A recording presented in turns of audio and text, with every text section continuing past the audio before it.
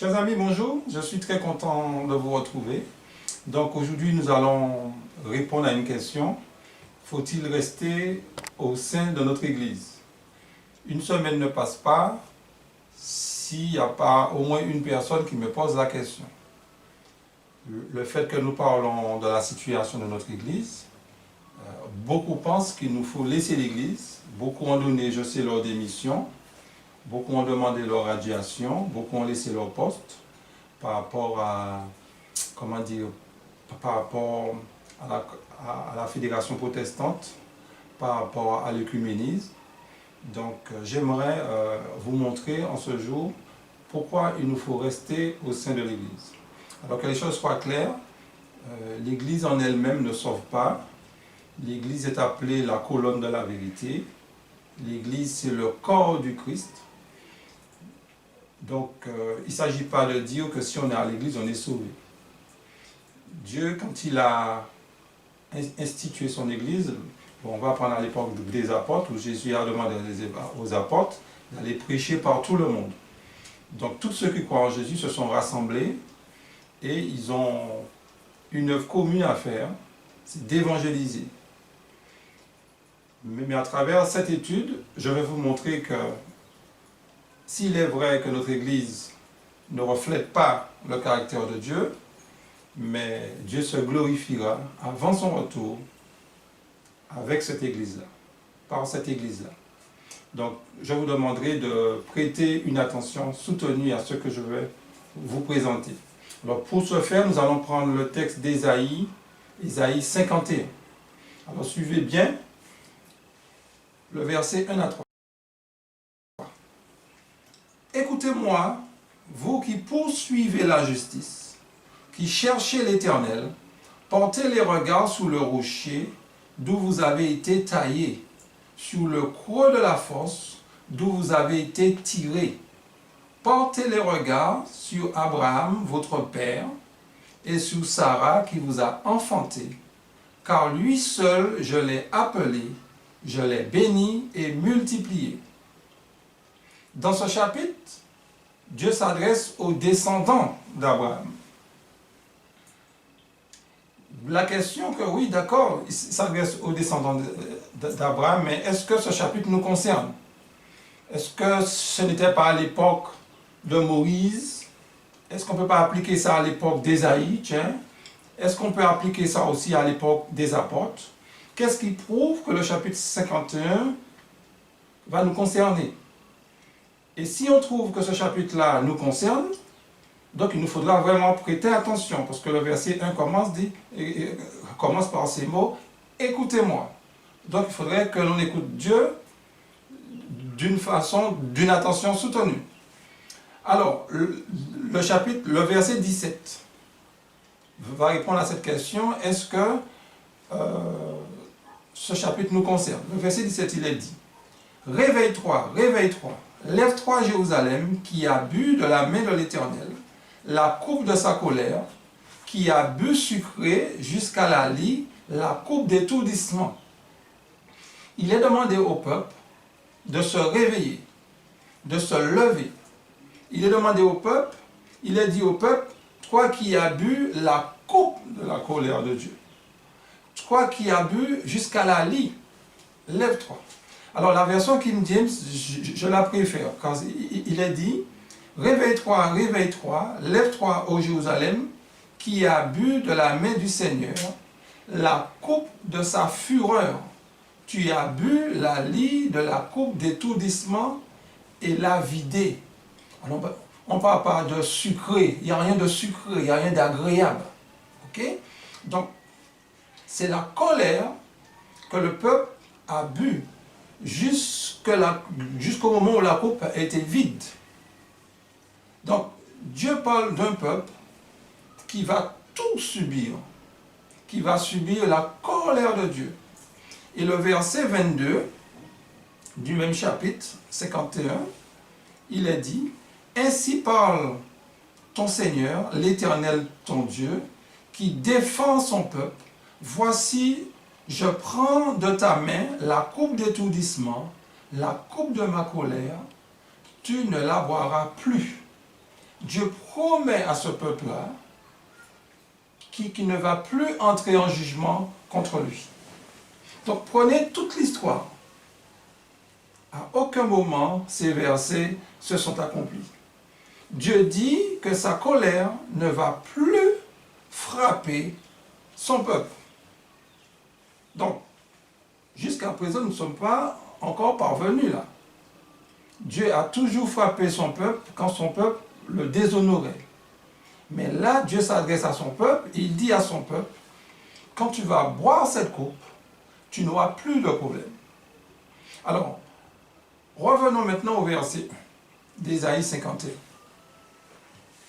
Écoutez-moi, vous qui poursuivez la justice, qui cherchez l'Éternel, portez les regards sous le rocher d'où vous avez été taillé, sur le creux de la force d'où vous avez été tiré. Écoutez, moi, ce moi-là, c'est Dieu. Prêtons attention au créateur de l'univers. Parce que le créateur de l'univers a quelque chose à nous dire. Qu'est-ce qu'il nous dit? Ce créateur de l'univers ne s'adresse pas aux gens du monde. Ce créateur de l'univers s'adresse à ceux qui poursuivent la justice.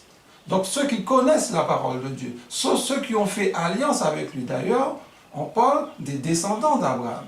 Donc ça s'adresse au peuple de Dieu. Et il est demandé à ce peuple-là de porter les regards sur le rocher. C'est qui ce rocher? Vous le savez. Dans 1 Corinthiens 10, le verset 4, il nous est dit « Et qu'ils ont tous bu le même breuvage spirituel, car ils buvaient à un rocher spirituel qui les suivait, et ce rocher était Christ. » Donc c'est vrai, ça concernait l'ancien Israël. Mais le rocher ne change pas. Le rocher, c'est Christ. Donc, quand Dieu dit « Écoutez-moi, vous qui poursuivez la justice, qui cherchez l'Éternel, portez les regards sur le rocher », en d'autres termes, portez les regards sur Jésus-Christ. Vous qui avez été taillés. Donc, Dieu s'adresse à chacun d'entre nous. Et il dit « Sur le creux de la fosse d'où vous avez été tirés ». On parle d'un trou. Ok? On a été tiré. Alors, c'est quoi cette force-là? Cette force-là, dans Éphésiens chapitre 2, du verset 1 à 6, on verra c'est quoi cette force? D'où on a été tiré. Donc, rappelons-nous d'où on est sorti. Alors, du verset 1 au verset 6, il est dit « Vous étiez morts par vos offenses et par vos péchés, dans lesquels vous marchiez autrefois, selon le train de ce monde, selon le prince de la puissance de l'air, de l'esprit qui agit maintenant dans les fils de la rébellion. Nous tous aussi, nous étions de leur nombre, et nous vivions autrefois selon les convoitises de notre chair, accomplissant la volonté de la chair et de nos pensées, et nous étions par nature des enfants de colère comme les autres. Mais Dieu qui est riche en miséricorde, à cause du grand amour dont il nous a aimés, nous qui étions morts par nos offenses, nous a rendus à la vie avec Christ. C'est par grâce que vous êtes sauvés. Il nous a ressuscités ensemble et nous a fait asseoir ensemble dans les lieux célestes en Jésus-Christ. Donc la force, c'est quoi? C'est quand nous étions dans le monde. Nous vivions dans le péché. Chacun d'entre nous, nous savons dans quel état qu'on était. Donc Dieu nous demande de diriger notre pensée sur Christ et de nous rappeler d'où on est sorti, dans quel état, dans quelle épave que nous étions. Personnellement, j'étais dans le monde, je ne suis pas né au sein de l'église, je vivais une vie de convoitise, je jouais de la musique, je jouais de la paillote, je jouais de la guitare, etc. La musique mondaine. Mais à un moment donné, Dieu m'a enlevé dans ce trou-là. Dieu m'a enlevé dans ce trou-là. Donc c'est pareil. Et le fait qu'il nous demande de regarder vers Jésus, cela veut dire qu'on poursuit la justice, mais on a oublié celui qui est la justice. On est dans notre spiritualité, n'est-ce pas? Mais on a oublié l'auteur même. Donc on s'est écarté de lui. Et au verset 2, Dieu va nous demander de faire encore autre chose. Au verset 2, il est dit portez les regards sur Abraham, votre père, et sur Sarah qui vous a enfanté, car lui seul je l'ai appelé, et je l'ai béni et multiplié. Dieu va nous demander maintenant de regarder vers un couple, de nous diriger, de penser à Abraham et Sarah. Et il nous met déjà sur la voie parce qu'il nous dit quoi? Il nous dit Sarah qui nous a enfantés. Hein, vous vous rappelez ce qui s'est passé? Vous vous rappelez ce qui s'est passé? Dieu avait fait une promesse à Abraham. Lisons la promesse dans Genèse, le chapitre 12, les 5 premiers versets. L'Éternel dit à Abraham, va-t'en de ton pays, de ta patrie et de ta maison de ton père, dans le pays que je te montrerai. Je ferai de toi une grande nation et je te bénirai, je rendrai ton nom grand et tu seras une source de bénédiction. Je bénirai ceux qui te béniront et je maudirai ceux qui te maudiront. Et toutes les familles de la terre seront bénies en toi. Abraham partit comme l'Éternel le lui avait dit. Et Lot partit avec lui. Abraham était âgé de 75 ans et lorsqu'il sortit de Charan. Abraham prit Sarah, sa femme, et Lot, fils de son frère, avec tous les biens qu'il possédait et les serviteurs qu'il avait acquis à Charan. Il partit pour aller dans le pays de Canaan et ils arrivèrent au pays de Canaan. Là, Dieu fait une promesse à Abraham. Il dit à Abraham, de toi sortira une postérité. Et vous connaissez l'histoire, Sarah était stérile. Abraham avait 75 ans. Abraham va attendre, les années vont passer. Et puis vous connaissez l'histoire, nous avons tous raconté ça à nos enfants, etc. Et puis Abraham, qu'est-ce qu'il va faire? Il va se laisser un peu influencer par sa femme Sarah. C'était certainement une décision très difficile pour elle. Et Sarah a offert à son mari sa servante. Il a fallu qu'Abraham se marie avec Agar, sa servante, et ils ont enfanté. Elle a enfanté Ismaël. Mais j'aimerais attirer votre attention sur quelque chose. Dans Genèse 17, le verset 9 à 11, c'est juste une parenthèse. Dieu dit à Abraham, toi, tu garderas mon alliance, toi et tes descendants, après toi, selon leur génération. C'est ici mon alliance que vous garderez entre moi et vous, et ta postérité après toi. Tout mâle parmi vous sera circoncis, vous vous circoncirez, et ce sera un signe d'alliance entre moi et vous. Alors, Abraham, il a conçu cet enfant avec Agar, sa deuxième femme. Dieu semble ne pas faire de remarques à Abraham. Il ne dit rien. Mais Dieu va instituer la circoncision. La circoncision est un signe pour reconnaître le peuple de Dieu. Alors pourquoi ce signe n'était pas sur le nez, sur l'oreille, etc., une partie visible du corps? Pourquoi c'est sur le sexe que ce signe était visible? Pourquoi ça? Dans un livre intitulé Alliance éternelle, qui a été écrit par Roger Wagoner, à la page 38, il y a une déclaration que le frère fait que je trouve très intéressante et j'aimerais vous soumettre cette déclaration. La page 38. Le signe de la circoncision ne lui conféra rien, si ce n'est le contraire. Il fut le souvenir qu'ils ne pouvaient rien faire par eux-mêmes et que le Seigneur devait tout faire pour eux. Le dépouillement d'une portion de sa chair indiquait que la promesse ne devait pas être obtenue par la chair, mais par l'esprit. Ismaël naquit selon la chair, Isaac selon l'esprit. Par les descendants d'Abraham, il servit dans un même but. Il devait leur rappeler continuellement l'erreur de leur père, Abraham, en les mettant en garde de ne pas commettre la même erreur. il devait leur enseigner que la chair ne sert à rien. Vous avez Jean 6, le verset 63 qui nous dit, c'est l'esprit qui vivifie. La parole ne sert à rien, c'est l'esprit qui vivifie.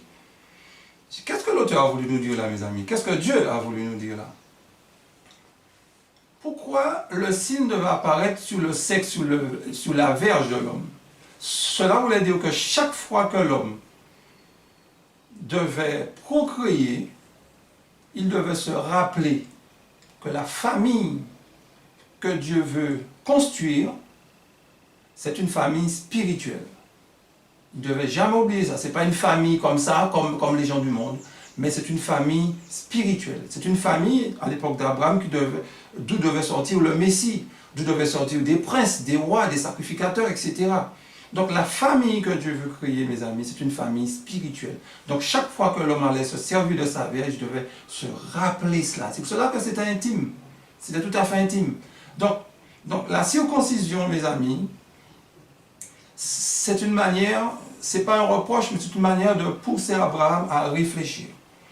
Alors, dans Jean chapitre 17, le verset 15, 16 et le verset 21, Dieu maintenant va réitérer sa promesse à Abraham. Écoutez ce qu'il va dire à Abraham. Dieu dit à Abraham, tu ne donneras plus à Sarah, ta femme, le nom de Sarai, mais son nom sera Sarah. Je la bénirai et je te donnerai d'elle un fils, je la bénirai et elle deviendra des nations. Des rois, des peuples sortiront d'elle. Abraham tomba sur sa face, il rit et dit en son cœur, naîtra-t-il un fils à un homme de 100 ans? Et Sarah, âgée de 90 ans, enfanterait-il? J'établirai mon alliance avec Isaac, que Sarah t'enfantera à cette époque-ci de l'année prochaine. Mes amis, imaginez une femme de 90 ans enceinte. Imaginez votre maman enceinte. Moi, la mienne, à 81 ans cette année. Imaginez. Moi, je ne veux même pas imaginer cela. Et cette femme, elle est plus grande. Donc, l'enfant qu'elle va donner au monde, c'était un enfant qui est né grâce à l'Esprit du Seigneur. Donc Sarah a dû témoigner. Il a dû témoigner. Et qu'est-ce que cela a voulu dire? Dieu a voulu montrer à Abraham et à Sarah la famille que je vais construire. Ça sera sans le secours d'aucune main. Cela représente, Isaac représente dans Galates chapitre 4, le verset 28, et c'est Paul qui nous dit cela, Galates 4, verset 28, pour vous frères, comme Isaac, vous êtes enfants de la promesse. Abraham a dû attendre, et Sarah ont dû attendre 25 ans avant de voir la réalisation de cette promesse. 25 années. Des fois, nous sommes impatients, mais ils ont dû attendre 25 ans. Quand Dieu a promis, mes amis, attendons. Ne jeûnons pas pour pouvoir faire Dieu plier. Rappelle-toi, tu m'as dit non. Il nous a dit on attend. On attend, bien entendu, ils ont tout fait pour avoir un enfant. Mais ça ne venait pas. Mais ils ont persévéré. Malgré ils ont fauté, Dieu les a pardonnés. Ils ont fini par enfanter. Et Isaac est né d'une manière miraculeuse, mes amis. Et Isaac représente les chrétiens, ceux qui sont nés de nouveau. Et ceux qui sont nés de nouveau, c'est sans le secours aussi d'aucune main, mes amis. Parce que c'est l'esprit qui donne vie, mes amis. C'est l'esprit qui donne vie. Un chrétien a deux natures. Il y a la nature adamique, il y a la nature divine. Quelqu'un qui est dans le monde n'a qu'une nature, la nature charnelle, la nature adamique. Mais quand on reçoit Jésus, quand Jésus s'incarne en nous, à travers son Saint-Esprit, là nous avons la seconde nature, qui est la nature divine. Donc des fois je dis, peut-être, il faudrait que je change de mot, mais des fois je dis, nous sommes comme des extraterrestres. Les extraterrestres, on n'a jamais lu ça dans la Bible, mais c'est une manière de dire que nous ne sommes pas du monde. Nous ne sommes pas du monde, car nous avons deux natures. Et il y a une qui doit dominer. Celle qui doit dominer, c'est la nature divine. Mais la nature charnelle, elle est toujours là. Parce que la nature charnelle, cela prouve que nous sommes des pécheurs repentants. Nous ne sommes pas des pécheurs tout court, mais nous sommes des pécheurs repentants. Un pécheur, c'est quelqu'un qui pratique le péché, qui vit dans le péché, qui est assujetti à sa chair. Mais celui qui s'est repenti, il a toujours cette nature pécheresse, mais cette nature pécheresse a été crucifiée, n'est-ce pas? Il renonce à lui-même et il vit selon l'esprit. Ça ne veut pas dire que c'est instantané, hein, il va apprendre, mais il ne sera pas sauvé parce qu'il aura deux natures. C'est pas, Dieu ne nous dit pas qu'il faut avoir deux natures pour être sauvé. On a la seconde nature, c'est pour attester qu'on est sauvé. Hein? Dieu s'incarne en nous et qui prouve qu'il nous a accordé le salut. Mais ce n'est pas la seconde nature qui fera de nous des êtres sauvés. Attention, une autre fois on va revenir là-dessus. Donc, nous allons maintenant lire le verset 3 d'Ésaïe 51. Et là, je vais revenir au thème.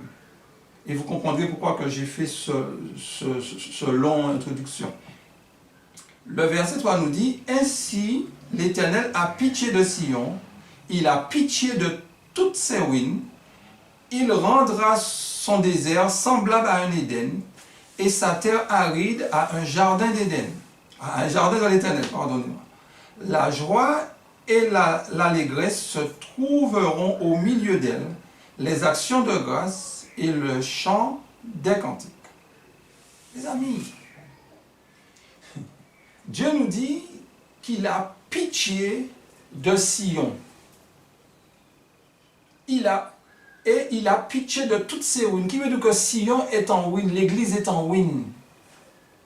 Mais que nous dit l'inspiration? Il rendra son désert semblable à un Éden. L'église que l'on voit en ruine, l'église que Dieu a pitié, il va se glorifier à travers cette église-là. Alors pourquoi a-t-il pris l'exemple d'Abraham et de Sarah? L'exemple d'Abraham et de Sarah, on a l'impression que c'était fini pour eux. Ils ont tout fait pour avoir l'enfant et l'enfant n'est pas venu. Sarah a dit à son mari, je te donne une deuxième, fais un enfant avec. Donc c'est pour montrer que c'était presque pour elle quelque chose de désespéré. Mes amis, l'église que nous voyons, l'église que nous avons du mal à reconnaître, parce que quand nous lisons dans la Bible, on a une vue de l'église, une église parfaite. Mes amis, Dieu nous connaît. Quand on a répondu à son appel, il sait qu'on a une nature pécheresse. Il connaît nos faiblesses. Des fois, on prêche un évangile qui veut dire qu'une fois qu'on a pris le baptême, on n'a plus droit à l'erreur. Maintenant, je ne suis pas en train d'encourager notre bassesse, je ne suis pas en train d'encourager cela. Mais simplement, comprendre. Jésus connaît notre nature. Et Jésus avait déjà vu que son Église serait en ruine. Christ l'avait déjà vu. Christ avait déjà vu la situation de l'Église. Très souvent, quand on parle de l'Église, on prend Daniel chapitre 8, le verset 14, pour nous parler de la naissance de notre Église. On prend Apocalypse 12, les 1335, si ma mémoire est bonne, qui parlent heureux ceux qui vont atteindre ce nombre d'années. On prend Apocalypse 10, le verset 11, il faut que tu prophétises de nouveau, etc. On prend ça pour parler de la naissance de notre Église. On a raison de prendre ces versets-là. Mais beaucoup de passages dans la Bible nous présentent l'Église en ce moment. La dernière Église au temps de la fin. Qui présente l'Église d'une manière délicate dans le péché. Donc mes frères et sœurs, que nous dit le verset 3, on le relit. Ainsi l'Éternel a pitié de Sion. Il a pitié de ses ruines. Vous savez que ça veut dire ruines. Mais regardons l'espoir. Regardez la promesse qu'il fait. Il rendra son désert semblable à un Éden.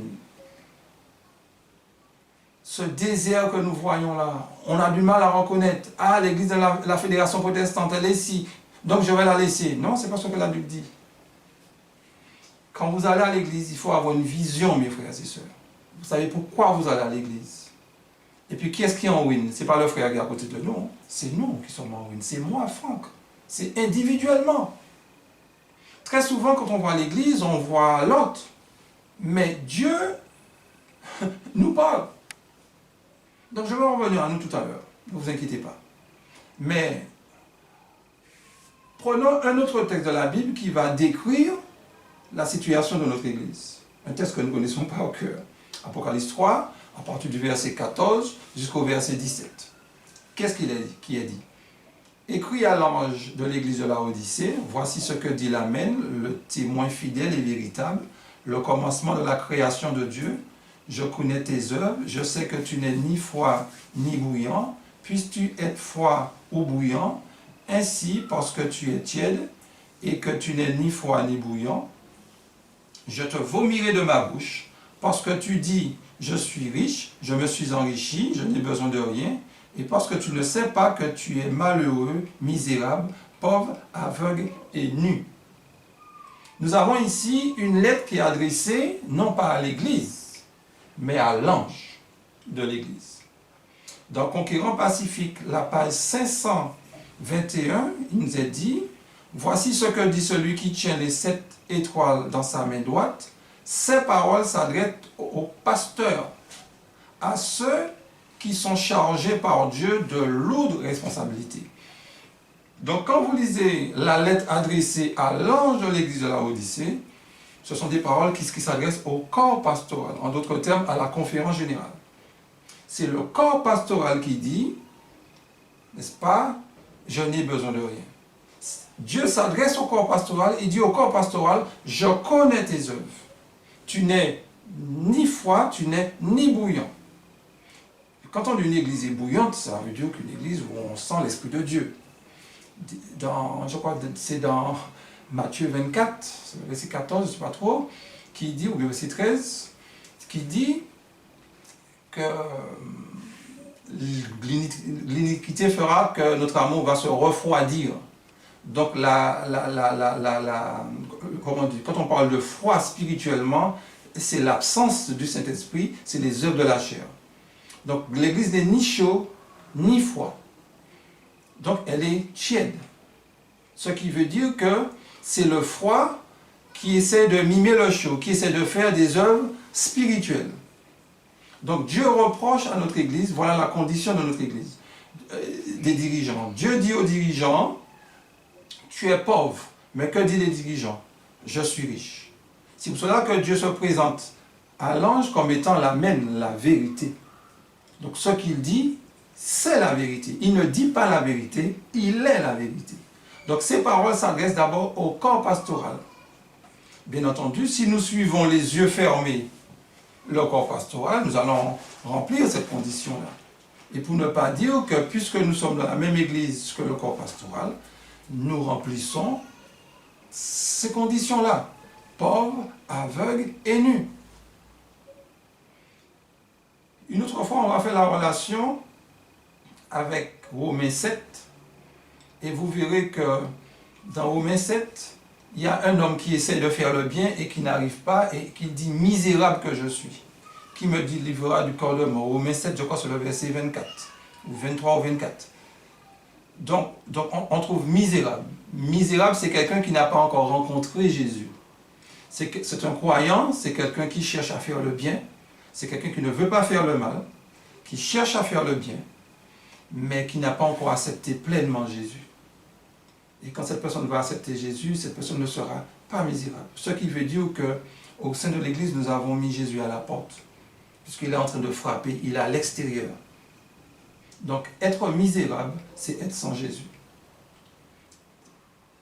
Chers frères et sœurs, le fait de faire partie de l'Église de Dieu ne veut pas dire qu'on a Jésus dans le cœur. Mais ce qui est merveilleux dans le message de la Odyssée, Dieu frappe à la porte. Il frappe. Et je le loue pour cela. Alors, on poursuit, et dans Événements des derniers jours, c'est pour vous montrer que ces paroles-là s'adressent à l'ange, à la conférence générale. Dans Événements des derniers jours, le numéro 152, ainsi que le numéro 153. Alors, je prends ces passages d'exprès parce que ce sont des extraits que vous allez trouver facilement. Il est dit ce qui suit. Voilà plusieurs années, je ne considère plus la conférence générale comme la voix de Dieu. Il continue, 153, il est dit, le temps où nous considérions ces hommes de la conférence générale comme se tenant en un endroit sacré pour être la voix de Dieu pour le peuple est révolu. L'inspiration nous dit, la conférence générale n'est plus la voix de Dieu. Pas l'Église qui n'est plus, c'est pas l'Église. La tête, l'ange qui dit, je n'ai besoin de rien. Une autre fois, on va se pencher à quel moment que l'ange a dit, je n'ai besoin de rien. Parce que quand Dieu a suscité notre Église en 1844, l'Église n'a pas dit ça. C'est à travers l'histoire de l'Église que l'Église dira que je n'ai besoin de rien. Et je vais vous montrer ce jour-là que la servante nous dit, c'est quand elle a rejeté le message de John C. Wagoner. Quand elle a rejeté le message de 88, que la condition de l'ange a changé. Quand elle dit je n'ai besoin de rien, ça veut dire que je n'ai pas besoin du message de 1888, je n'ai pas besoin de l'ange d'Apocalypse 18. Une autre fois, on va revenir dessus. Et voilà, tout réforme, mes amis, toute semaine de réveil doivent se baser sur l'ange d'Apocalypse 18, mes amis. Une autre fois, on parlera de ça. Mais n'oubliez pas cela. Donc la conférence générale, même si on doit avoir du respect pour les pasteurs, n'est-ce pas? Tout comme il doit avoir le respect pour les membres, la conférence générale n'est plus la voix de Dieu. Ça ne veut pas dire qu'il faut mépriser, ça ne veut pas dire ça. Ça veut simplement dire que la vérité ne sortira forcément pas là chaque fois. Parce que si la conférence générale, si le corps pastoral était inspiré, jamais, je vous dis jamais, on aurait vu dans les églises adventistes des prêtres qui viennent prêcher, qui viennent parler sous la chair. Jamais on aurait vu ça, mes frères et sœurs. Jamais on aurait vu un pasteur avec une Bible qui justifie la présence d'un prêtre qui va parler. Jamais on aurait vu ça, mes amis. Jamais on aurait vu ça. Et ce qui me peine, c'est d'entendre certains prédicateurs, même certains pasteurs aux Antilles, qui disent que oui, c'est eux, ils ont pris la décision. Non, mes amis, on doit pouvoir dire quelque chose. Parce qu'il y a des gens qui sont découragés. Il y a des gens qui laissent l'église, il y a des gens qui demandent leur démission, il y a des gens qui laissent leur poste. Il ne faut pas laisser le poste. C'est l'église du Seigneur. Mais ce qui prouve que la conférence générale, je ne cherche pas à critiquer pour critiquer, mes amis. Loin, mais vraiment loin de moi, pour pouvoir chercher un angle d'attaque contre notre église. C'est parce que quand on attaque l'église, on s'attaque soi-même. Mais voilà la situation. Mes frères et sœurs, prenez avec moi Matthieu 13, versets 24 à 30. Et ces versets vont nous aider à comprendre pourquoi il ne faut pas laisser notre église. Ça commence par, il leur proposa une autre parabole et il dit, le royaume des cieux est semblable à un homme qui a semé une bonne semence dans son champ, mais pendant que les gens dormaient, son ennemi vint, sema de l'ivraie parmi le blé et s'en alla. Lorsque l'herbe eut poussé et donné du fruit, l'ivraie parut aussi. Les serviteurs du maître de la maison vinrent lui dire, « Seigneur, n'as-tu pas semé une bonne semence dans ton champ? D'où vient donc qu'il y ait de l'ivraie ?» Il leur répondit, « C'est un ennemi qui a fait cela. » Et les serviteurs lui dirent, « Veux-tu que nous allions l'arracher? » Non, dit-il, de peur qu'en arrachant l'ivraie, vous ne déraciniez en même temps le blé. Laissez croître ensemble l'un et l'autre jusqu'à la moisson. Et à l'époque de la moisson, je dirai au moissonneur, arrachez d'abord l'ivraie et liez-la en gerbe pour la brûler, mais amassez le blé dans mon grenier. Vous avez ici un champ. Et dans ce champ, il y a deux semences. La première semence, c'est Christ qui l'a semée. Et quand vous allez lire le chapitre 13, vous verrez que la bonne semence, ce sont les disciples, les fils de Dieu. La bonne semence dans cette parabole, ce n'est pas la parole de Dieu. Dans d'autres paraboles, oui, mais dans celle-là, ce n'est pas la parole de Dieu. La bonne semence, les disciples. Et l'ivraie, c'est quoi? L'ivraie, c'est les fils du malin. Ces deux grains, ces deux semences vont cohabiter. Mais à l'époque de la moisson, notez, Dieu va ôter l'ivraie. Donc ce n'est pas le bon grain qui parle. Donc quand vous laissez l'Église sous prétexte qu'il y a de l'abomination, ce qui peut se comprendre, mais la parabole nous dit, laissez croître ensemble. Il y arrivera un moment pour ça. Et les moissonneurs, quand vous allez lire le reste de la parabole, ce sont les anges. Ce sont les anges. Donc laissons ce travail-là aux anges. C'est vrai, on n'est pas toujours content, on voit ci, on voit ça. Mais mes amis, mais c'est moi, c'est vous aussi. C'est moi, c'est vous. Donc, ne laissons pas l'Église. Parabole de Jésus-Christ, la page 54. Écoutez ce que nous dit la servante du Seigneur. Le Seigneur nous a enseigné clairement que ceux qui s'obstinent dans un péché manifeste doivent être retranchés de l'Église. Mais il ne nous a pas chargé de juger le caractère et les mobiles des autres. Il connaît trop bien notre nature pour nous confier une telle mission, une pareille mission. Si nous tentions d'enlever de l'Église tout ce que nous supposons ne pas être authentiques chrétiens, nous commettrions sûrement des erreurs. En effet, nous considérons souvent comme désespéré le cas de certaines âmes que le Seigneur attire à lui. Si nous les traitons selon notre vue imparfaite, nous risquerions de les enlever la dernière lueur d'espérance. On n'a pas besoin de commentaires, mes amis. Restons à notre place. Ne jugeons pas. S'il y a des péchés manifestes, il n'y a aucun problème. Il faut qu'on prenne des sanctions, mais à condition de suivre l'ordre évangélique. Parce que très souvent, on radie des personnes alors qu'on ne les a même pas encore visitées. J'en sais quelque chose. On n'a même pas visité, vous allez au temple et vous entendez, tiens, on va me radier. Je dis, ah bon, mais c'est quoi cette histoire? Jamais. Donc, il y a des gens qui ont commis des péchés, et puis on va radier, alors que l'inspiration nous dit, Matthieu 18 nous dit, si la personne se repent, on ne doit pas radier la personne, quel que soit le péché de la personne. Très souvent au sein de l'Église, on radie que pour l'adultère. Enfin, le plus souvent que pour l'adultère. Si la personne a demandé pardon, il n'y a aucun texte qui dit qu'il faut radier la personne si la personne a demandé pardon. J'ai bien dit. Parce que Jésus a dit, va, je ne te condamne plus. Alors l'orgueil, il y a des frères, il y a des anciens qui ne parlent pas avec tel autre ancien, il y a des membres qui ne se parlent pas entre eux, qui ont des postes et qui prêchent. On le sait, mais il n'y a pas de sanction. Donc soyons justes, mes frères et sœurs. Ce n'est pas une accusation, mais soyons justes. Donc voilà la situation, mes frères et sœurs, de notre Église. Il y a beaucoup de choses au sein de notre Église, mes amis. Mais au sein de notre Église, c'est vous et moi.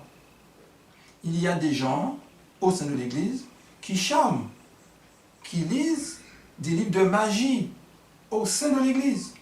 Ça, c'est vrai. Il y a des gens qui sont aussi possédés de démons, qui sont bien, mais à un moment donné, ces gens-là changent. Et vous connaissez, nous connaissons tous. Il y a des gens comme ça.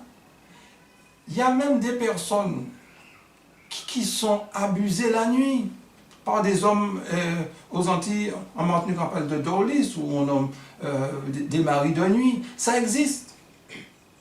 Alors vous allez me dire, mais c'est pas possible, comment? Oui, mes amis. Demandez à vos anciens, demandez à vos pasteurs, ils vont vous dire. Cela existe. Alors, on ne va pas chercher pourquoi, c'est pas le but. Mais c'est un constat, mes amis. Il y a aussi il y a l'écuménisme.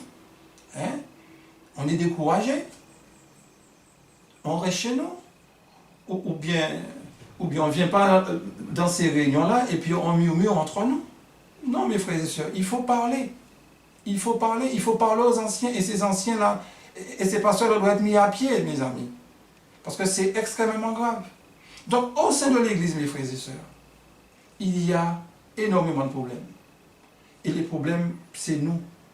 On a des caractères difficiles. On est orgueilleux. On ne veut pas prendre des remarques. On change tout le temps d'église parce que telle église n'est pas assez bien pour nous. On va changer de mari, on va changer de femme, on va changer, mais à aucun moment on va se remettre en question. Alors, quand le texte d'Ésaïe nous dit nous sommes en ruine, ne voyez pas seulement les dirigeants, ne regardez pas seulement le frère, la sœur qui commet des fautes, mais d'abord moi, mes amis. Dieu nous appelle à la repentance, mais il nous dit ne pas nous décourager.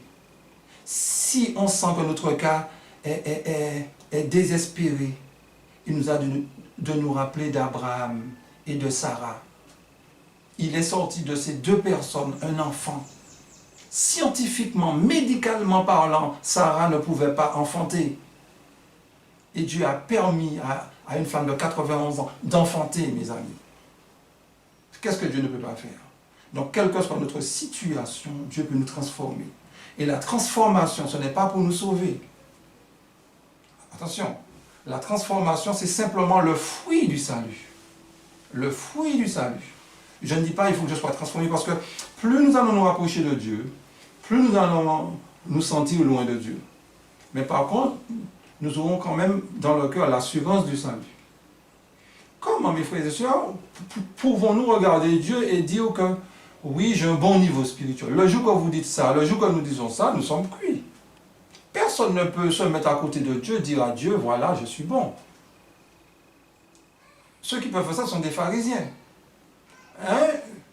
Vous avez dans les évangiles, où il y a deux membres d'église, il y a le pharisien et le publicain. Le pharisien dit, je ne suis pas comme le reste. Donc il s'est comparé aux autres.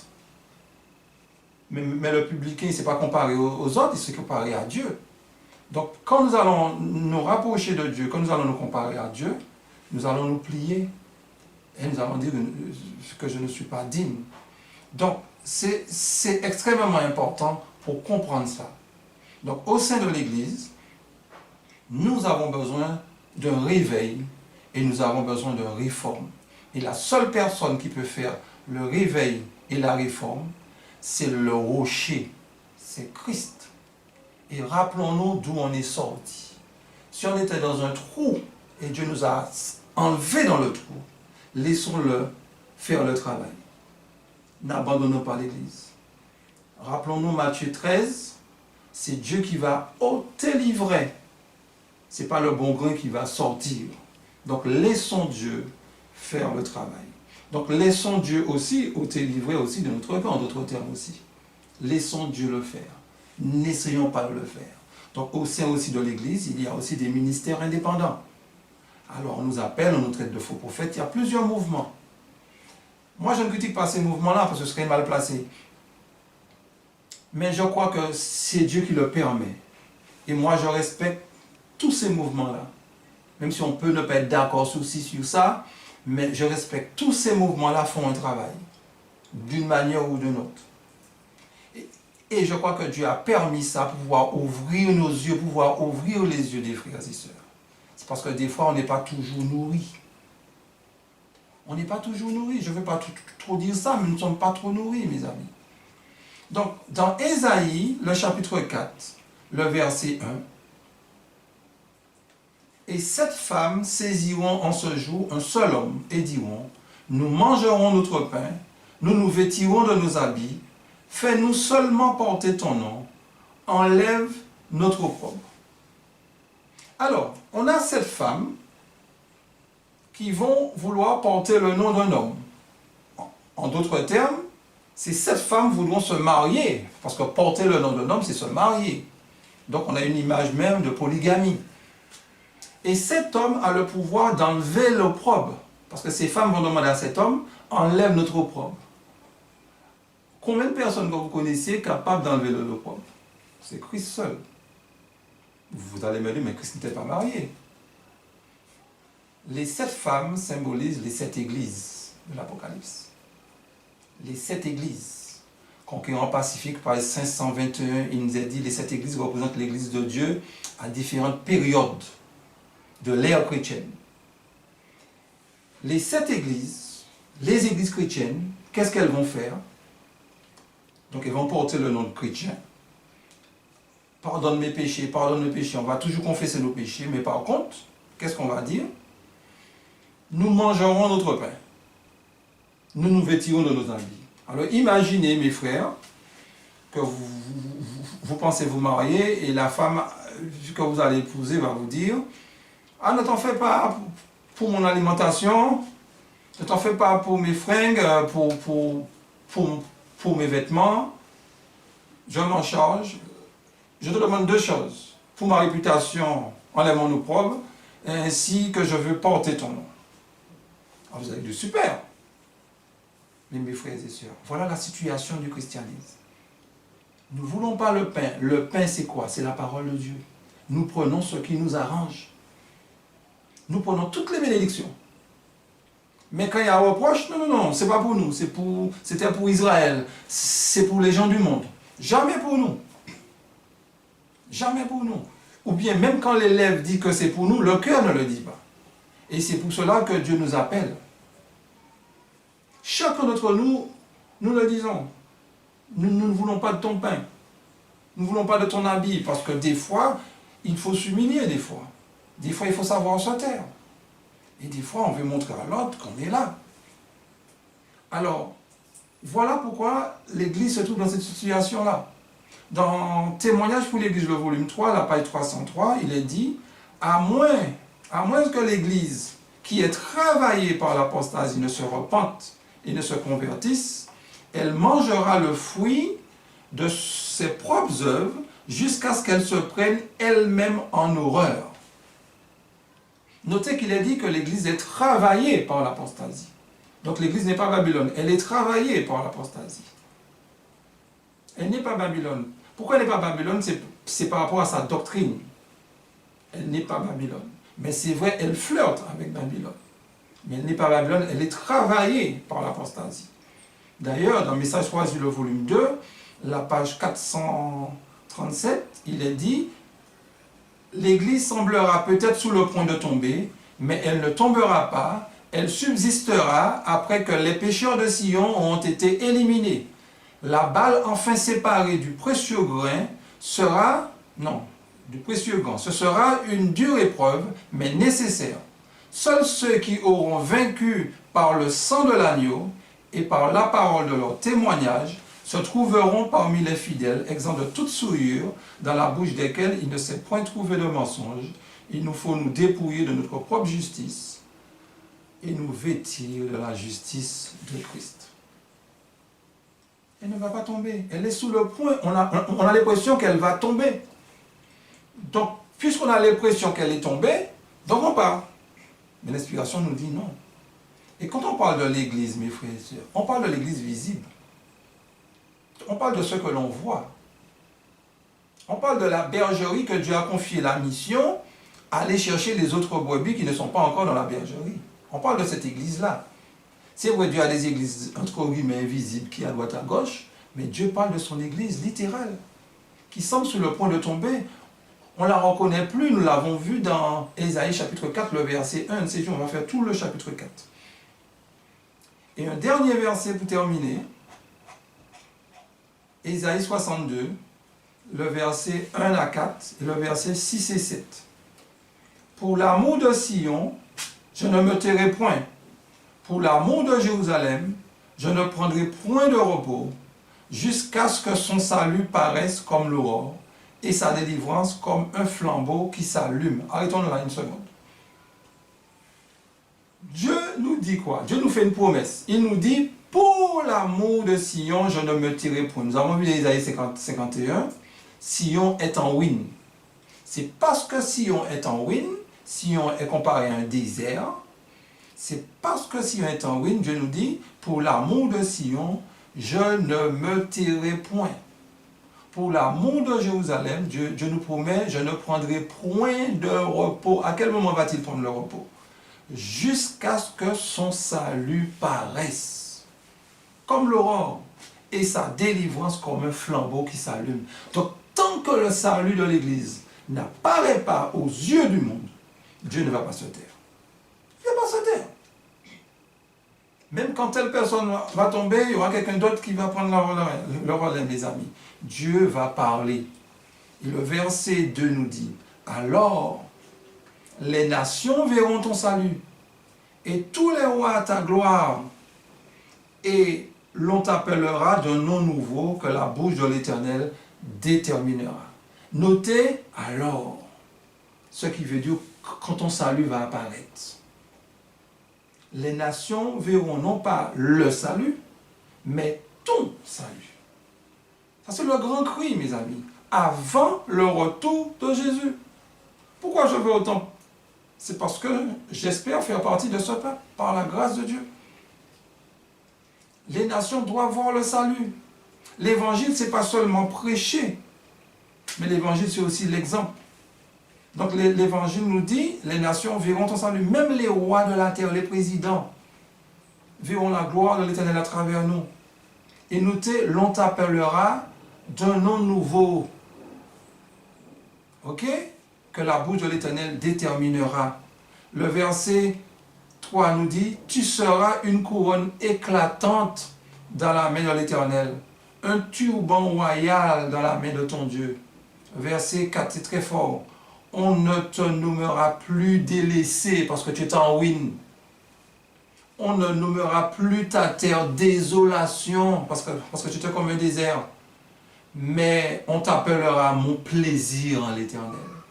Et l'on appellera ta terre épouse, car l'Éternel met son plaisir en qui? En toi, Sion. Et ta terre aura un époux. C'est pas beau, mes amis. Le verset 6. Sur tes murs, Jérusalem, j'ai placé des gardes. Ils ne se tireront ni jour, ni nuit. Vous qui l'a rappelé au souvenir de l'Éternel, point de repos pour lui, pour vous, pardon. Et ne lui laissez aucun relâche jusqu'à ce qu'il rétablisse Jérusalem et la rende glorieuse sur la terre. Dieu nous dit qu'il a mis des gardes, il a mis des sentinelles sur les murs de Jérusalem. Et vous savez, la Jérusalem, c'est la Jérusalem que l'on trouve dans Ézéchiel, le chapitre 9. C'est la même Jérusalem. C'est la Jérusalem qu'on va trouver dans Ézéchiel 4 aussi, etc. C'est la même Jérusalem. L'Église, il y a des sentinelles qui ne vont pas se taire. Ces sentinelles-là, ce n'est pas l'ange de l'Église. Parce que l'ange dit, je n'ai besoin de rien. Des frères qui n'ont pas de formation, qui ne connaissent ni leur droite ni leur gauche. Dieu va se servir d'eux, mes amis. Et ils vont dire ce qu'il y a à dire. Ils ne se tireront ni jour, ni nuit, mes amis. Donc Dieu nous demande, Dieu nous interpelle. Dieu nous dit, écoutez-moi. C'est à travers le message d'Ésaïe 51. Il nous a dit, l'église que l'on voit en ruine sera transformée. Nous qui avons un caractère difficile, c'est vrai, des fois nous pleurons, nous jeûnons, mais Dieu nous dit de le laisser finir le travail. Mais pour qu'il puisse finir le travail, il faut le regarder, lui, Jésus qu'il faut regarder. C'est parce qu'on peut lire, on peut faire des jeûnes, on peut participer à toutes les réunions de prière et ne pas regarder Jésus. On peut payer la dîme, on peut faire beaucoup de choses et ne pas regarder Jésus. On peut être religieux, mais ne pas regarder celui qu'on doit regarder. L'essence, c'est Jésus-Christ. Bon, mes bien-aimés, l'église adventiste. Alors, certaines personnes n'aiment pas quand je dis l'église adventiste, mais je vais dire l'église de Dieu. C'est elle qui va triompher. Dieu va changer son nom. Mais puisque c'est une église qui attend le retour de Jésus, donc je n'ai pas honte, je n'ai pas peur de dire l'église adventiste. Elle est en ruine en ce moment, mais bientôt, elle sera comme un Éden. Et dans Malachie 3, le verset 12, il est dit, on va t'appeler heureux. Les nations, vous nous appelez heureux. Mon plaisir en l'Éternel. On fera le bonheur des nations. Mais aujourd'hui, on peut faire le bonheur des gens, si on laisse Jésus entrer dans notre cœur. Donc, puisse Dieu nous bénir, puisse-t-il nous aider à comprendre. C'est un privilège que nous avons de faire partie du message des 3 anges. Et n'oublions pas qu'on est sauvés par grâce et laissons cette grâce-là nous transformer. Que Dieu nous bénisse, mes amis. Amen.